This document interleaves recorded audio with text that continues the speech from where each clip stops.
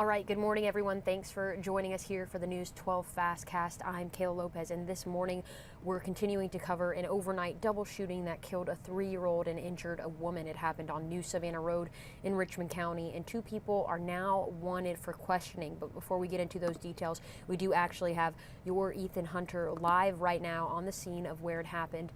Ethan, obviously a very tragic incident unfolding over the last couple hours. What can you tell us and sum this up for us? Yeah, it's been a terrible night for these neighbors here in the Allen Homes neighborhood. They told me that they were awoken at 1 a.m. to the sound of gunfire. One man that I talked to called his neighbor who was out on the lawn and able to tell him that it was a young toddler and her mother that were shot, both taken to the hospital. We now know that the toddler was pronounced dead at around 2:20 a.m., so about an hour after this incident.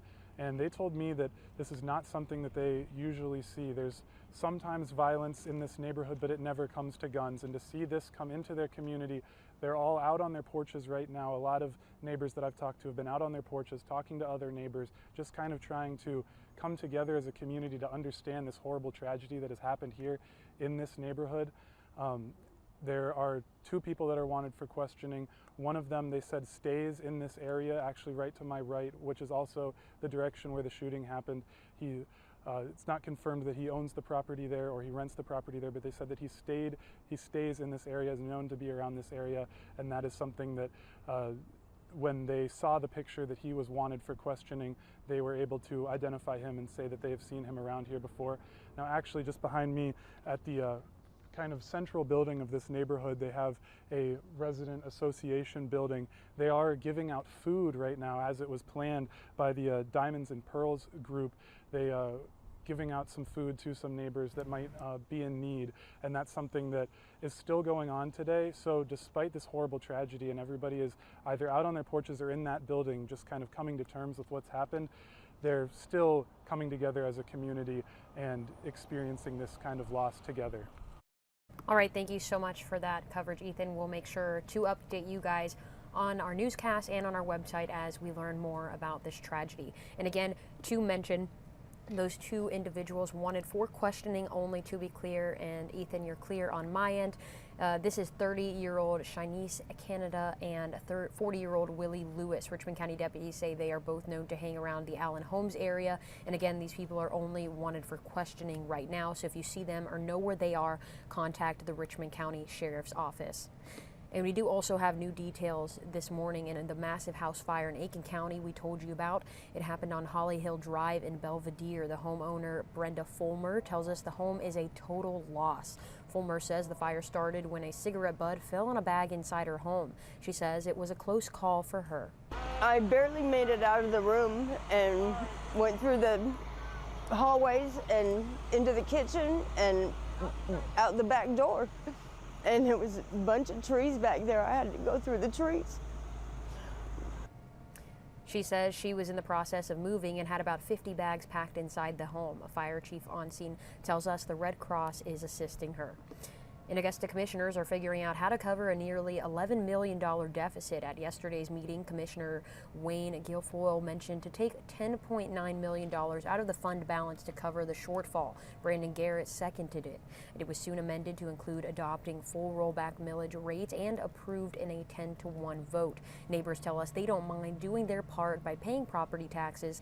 They just want to see results from those taxes. I see a lot of taxpayer money being spent without getting a lot back. We are seeing a lot of construction projects that are here that are supposed to improve our neighborhood, but really it's just kind of creating a mess of both downtown and Old Town. The deficit is from 2 factors, one being the city had to pay more than $6 million to the federal government for unspent grant money. The finance director also brought up employee health care being over budget. We'll be right back in 60 seconds.